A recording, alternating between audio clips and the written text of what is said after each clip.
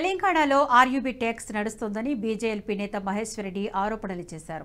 ధాన్యం కొనుగోళ్లలో అవినీతిపై మంత్రి ఉత్తమ్ కుమార్ రెడ్డి ఎందుకు సమాధానం చెప్పడం లేదని ప్రశ్నించారు. హైదరాబాద్లోని బీజేపీ ప్రధాన కార్యాలయంలో మీడియాతో మహేశ్వర్ రెడ్డి మాట్లాడుతూ ఉత్తమ్ అవినీతిపై సీఎం రేవంత్ రెడ్డికు బహిరంగ లేఖ రాస్తానని తెలిపారు. ధాన్యం కొనుగోలు విషయంలో కేంద్రాన్ని బద్నాం చేసేందుకు కుట్ర చేశారని మండిపడ్డారు. గడువు ముగిసినా కొనుగోలు సంస్థపై ఎలాంటి చర్యలు తీసుకోలేదని ప్రశ్నించారు. ధాన్యం కొనుగోలులో అవకతవకలపై సీబీఐ విచారణ జరిపించాలని డిమాండ్ చేశారు.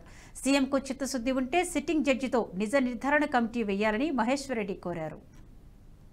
కేంద్ర ప్రభుత్వం కమిషన్ ఇస్తుంది. కేంద్ర ప్రభుత్వం దీంట్లో డైరెక్ట్గా ఇన్వాల్వ్ అయి ఉన్నది కాబట్టి ఖచ్చితంగా ఇది సిబిఐకి ఇవ్వాల్సిందిగా నేను డిమాండ్ చేస్తూ ఉన్నాను. నేను ఖచ్చితంగా ఇది సిబిఐకి లెటర్ రాస్తాను, కేంద్ర ప్రభుత్వానికి లెటర్ రాస్తాను. దీంట్లో ఉన్న అనుమానం మీద అంశాల మీద మరి కమిషనర్ గారా మీరా ఎవరు దీనికి బదులు చెప్తారో చెప్పండి. ఎందుకంటే దీంట్లో మా వాటా ఉన్నది. కేంద్ర ప్రభుత్వం దీంట్లో డైరెక్ట్గా ఇన్వాల్వ్ అయ్యి కేంద్ర ప్రభుత్వం కూడా దీనికి కమిషన్ ఇస్తూ ఉన్నది. కేంద్ర ప్రభుత్వం 2%, 1%, 2% దీంట్లో మరి వాటా ఇస్తున్న సందర్భంగా, కమిషన్ ఇస్తున్న సందర్భంగా దీంట్లో మా కేంద్ర ప్రభుత్వ డబ్బు కూడా ఇన్వాల్వ్ అయి ఉన్నది. ఖచ్చితంగా దీంట్లో సిబిఐయా ఈడీయా మేము ఖచ్చితంగా దీన్ని సిబిఐకి రాస్తాం. నేను కూడా కేంద్ర ప్రభుత్వానికి లెటర్ రాస్తాం.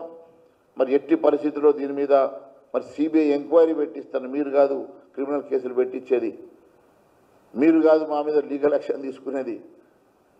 వాస్తవం ఏందో వెలుగు తీయడానికి కేంద్ర ఏజెన్సీ నుంచి పూర్తి ఇన్వెస్టిగేషన్ చేయించే విధంగా నేను మరి ప్రధానమంత్రి గారికి, హోంమంత్రి గారికి నేను ఖచ్చితంగా లేఖ రాయబోతున్నా.